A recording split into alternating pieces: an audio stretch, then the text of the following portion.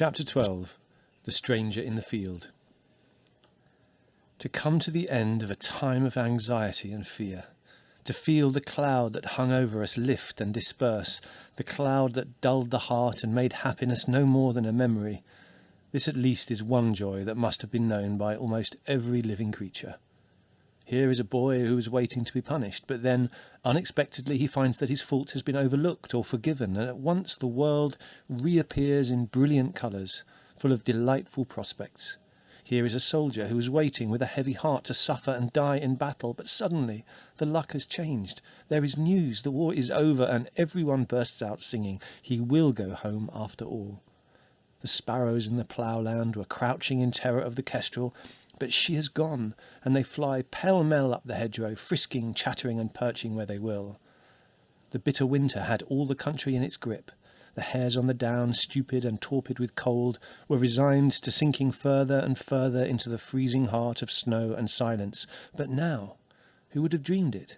The thaw is trickling, the great tit is ringing his bell from the top of the bare lime tree, the earth is scented, and the hares bound and skip in the warm wind.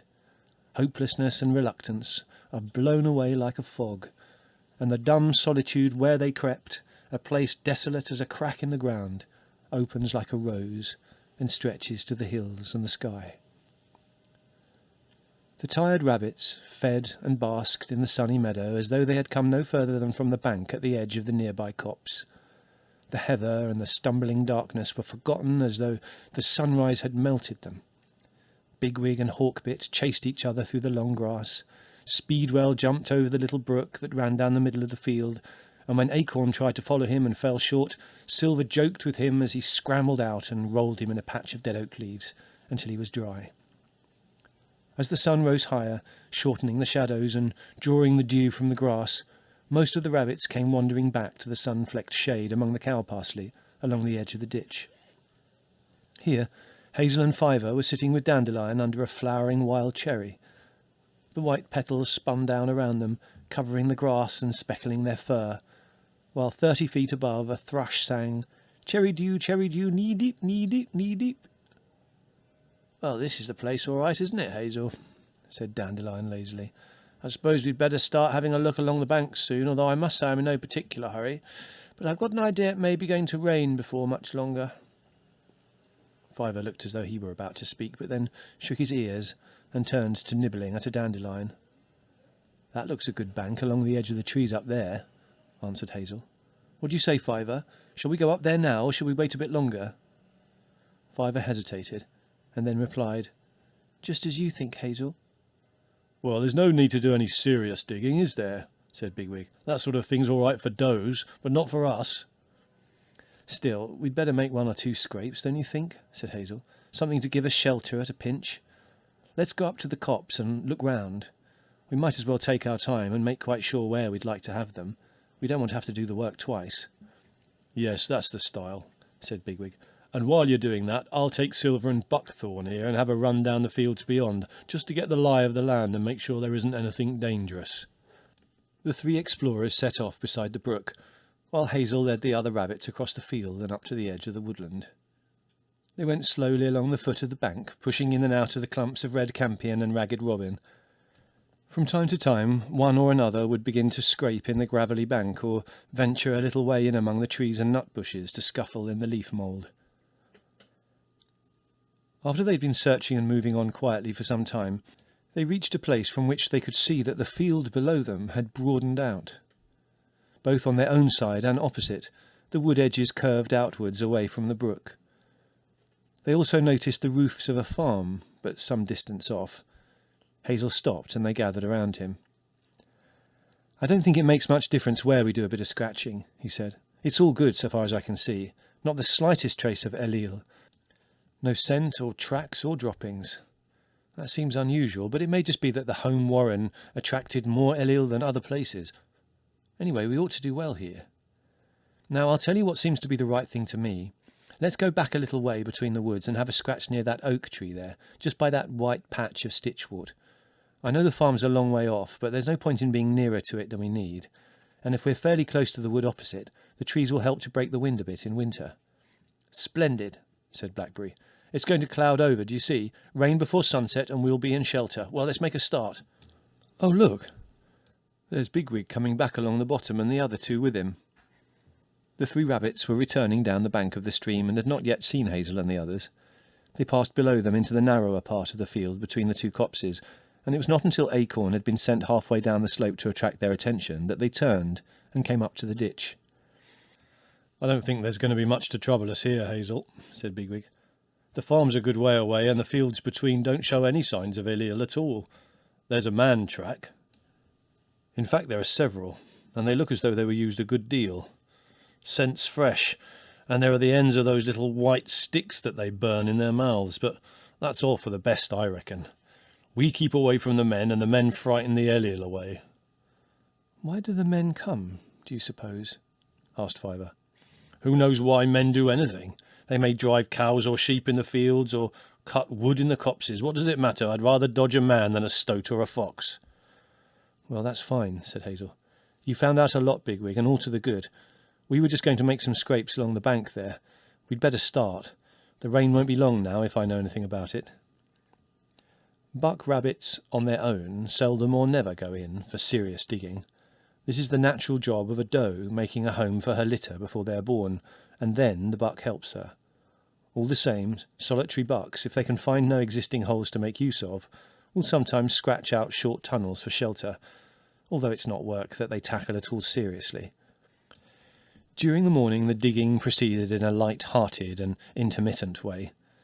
The bank on each side of the oak tree was bare and consisted of a light gravelly soil. There were several false starts and fresh choices, but by Nifrith they had 3 scrapes of a sort. Hazel, watching, lent help here and there and encouraged the others. Every so often he slipped back to look out over the field and make sure that all was safe. Only Fiver remained solitary. He took no part in the digging, but squatted on the edge of the ditch, fidgeting backward and forward, sometimes nibbling and then starting up suddenly as though he could hear some sound in the wood. After speaking to him once or twice and receiving no reply, Hazel thought it best to let him alone. The next time he left the digging, he kept away from Fiver and sat looking at the bank as though entirely concerned with the work. A little while after Nifrith, the sky clouded over thickly. The light grew dull, and they could smell rain approaching from the west. The blue-tit that had been swinging on a bramble, singing, "Hey-ho, go and get another bit of moss! Hey-ho, go and get another bit of moss!" stopped his acrobatics and flew into the wood. Hazel was just wondering whether it would be worthwhile starting a side passage to link Bigwig's hole to Dandelions when he felt a stamp of warning from somewhere close by. He turned quickly. It was Fiver who had stamped, and he was now staring intently across the field. Beside a tussock of grass, a little way outside the opposite copse, a rabbit was sitting and gazing at them. Its ears were erect, and it was evidently giving them the full attention of sight, smell, and hearing. Hazel rose on his hind legs, paused, and then sat back on his haunches in full view. The other rabbit remained motionless. Hazel, never taking his eyes off it, heard 3 or 4 of the others coming up behind him. After a moment he said, "Blackberry?" "He's down the hole," replied Pipkin. "Go and get him." Still the strange rabbit made no move. The wind rose, and the long grass began to flutter and ripple in the dip between them. From behind, Blackberry said, "You wanted me, Hazel?" "I'm going over to speak to that rabbit," said Hazel. "I want you to come with me." "Can I come?" asked Pippin. "No, Halaru, we don't want to frighten him. 3's too many." "Be careful," said Buckthorn, as Hazel and Blackberry set off down the slope. "He may not be the only one." At several points the brook was narrow, not much wider than a rabbit run. They jumped it and went up the opposite slope. "Just behave as if we were back at home," said Hazel. "I don't see how it can be a trap. And anyway, we can always run." As they approached, the other rabbit kept still and watched them intently. They could see now that he was a big fellow, sleek and handsome. His fur shone, and his claws and teeth were in perfect condition. Nevertheless, he did not seem aggressive. On the contrary, There was a curious, rather unnatural gentleness about the way in which he waited for them to come nearer. They stopped and looked at him from a little distance. "I don't think he's dangerous," whispered Blackberry. "I'll go up to him first, if you like." "We'll both go," replied Hazel. But at this moment the other rabbit came towards them of his own accord. He and Hazel touched their noses together, sniffing and questioning silently.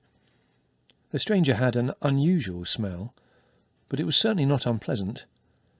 It gave Hazel an impression of good feeding, of health, and of a certain indolence, as though the other came from some rich, prosperous country where he himself had never been. He had the air of an aristocrat, and as he turned to gaze at Blackberry from his great brown eyes, Hazel began to see himself as a ragged wanderer, leader of a gang of vagabonds. He had not meant to be the first to speak, but something in the other's silence compelled him. "We've come over the heather," he said. The other rabbit made no reply, but his look was not that of an enemy. His demeanour had a kind of melancholy which was perplexing. "Do you live here?" asked Hazel after a pause. "Yes," replied the other rabbit, and then added, "We saw you come." "We mean to live here too," said Hazel firmly. The other rabbit showed no concern. He paused and then answered, "Why not? We supposed you would. But I don't think there are enough of you, are there, to live very comfortably on your own?" Hazel felt puzzled. Apparently the stranger was not worried by the news that they meant to stay. How big was his warren? Where was it? How many rabbits were concealed in the copse and watching them now? Were they likely to be attacked? The stranger's manner told nothing. He seemed detached, almost bored, looked perfectly friendly. His lassitude, his great size and beautiful, well-groomed appearance, his unhurried air of having all he wanted and of being unaffected by the newcomers one way or the other, all of these presented Hazel with a problem unlike anything he had had to deal with before. If there was some kind of trick, he had no idea what it might be. He decided that he himself, at any rate, would be perfectly candid and plain. "There are enough of us to protect ourselves," he said. "We don't want to make enemies, but if we meet with any kind of interference—" The other interrupted smoothly. "Don't get upset. You're all very welcome. If you're going back now, I'll come over with you, that is, unless you have any objection." He set off down the slope. Hazel and Blackberry, after looking at each other for a moment, caught him up and went beside him. He moved easily, without haste, and showed less caution than they in crossing the field. Hazel felt more mystified than ever. The other rabbit evidently had no fear that they might set upon him, rare to one, and kill him. He was ready to go alone among a crowd of suspicious strangers, but what he stood to gain from this risk, it was impossible to guess. Perhaps, thought Hazel wryly, teeth and claws would make no impression on that great, firm body and shining pelt.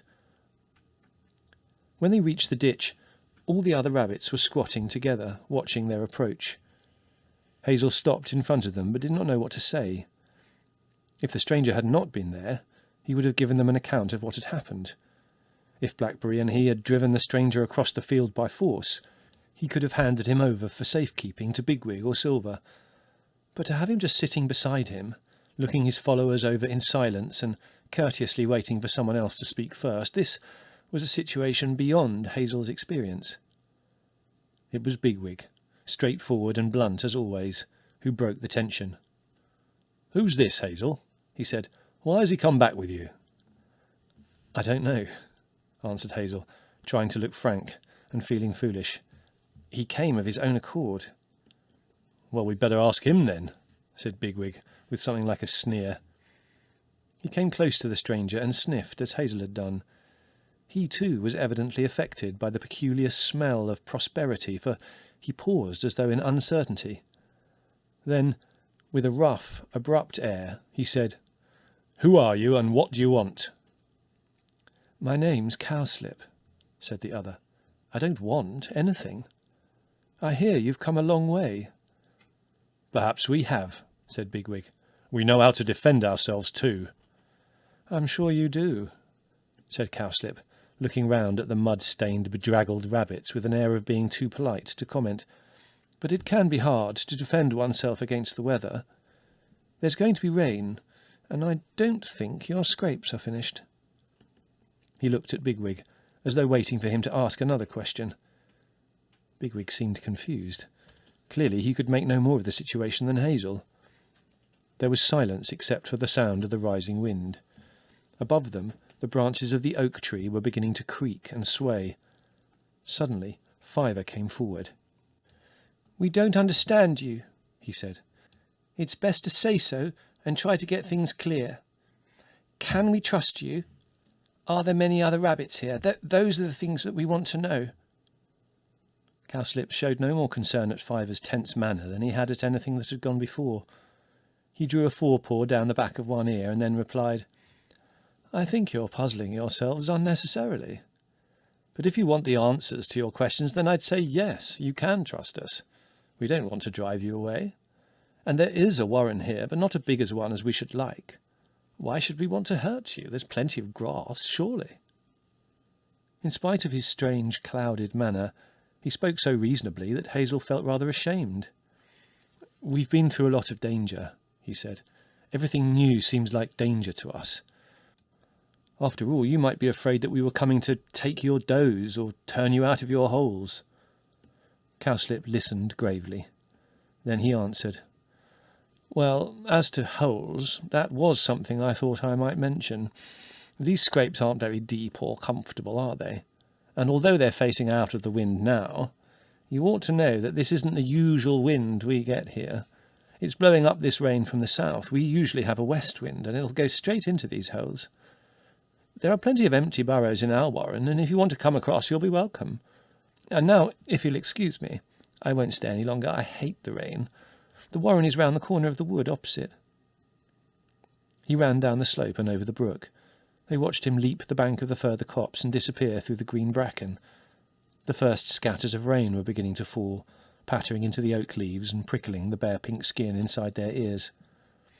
"Fine big fellow, isn't he?" said Buckthorn. "He doesn't look as though he had much to bother about living here." "What should we do, Hazel, do you think?" asked Silver.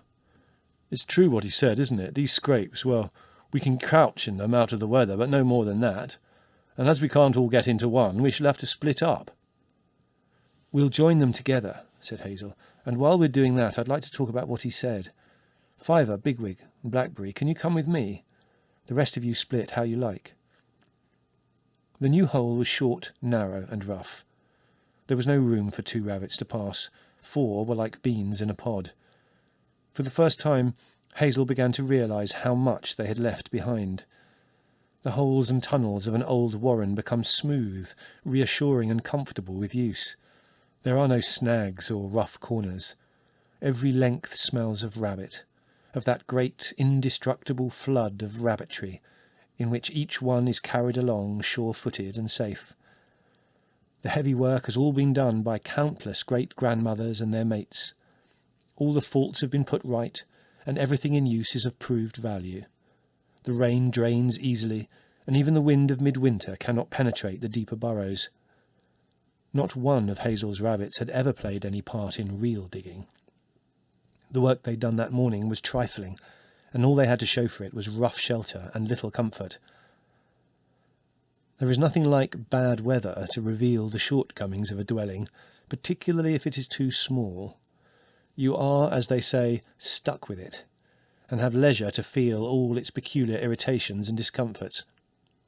Bigwig, with his usual brisk energy, set to work. Hazel, however, returned and sat pensive at the lip of the hole, looking out at the silent, rippling veils of rain that drifted across and across the little valley between the 2 copses. Closer, before his nose, every blade of grass, every bracken frond was bent, dripping and glistening. The smell of last year's oak leaves filled the air. It had turned chilly. Across the field, the bloom of the cherry tree under which they'd sat that morning hung sodden and spoiled. While Hazel gazed, the wind slowly veered around it into the west as Cowslip had said it would, and brought the rain driving into the mouth of the hole. He backed down and rejoined the others. The pattering and whispering of the rain sounded softly but distinctly outside. The fields and woods were shut in under it, emptied and subdued. The insect life of the leaves and grass was stilled. The thrush should still have been singing, but Hazel could hear no thrush. He and his companions were a muddy handful of scratchers, crouching in a narrow, draughty pit in lonely country. They were not out of the weather.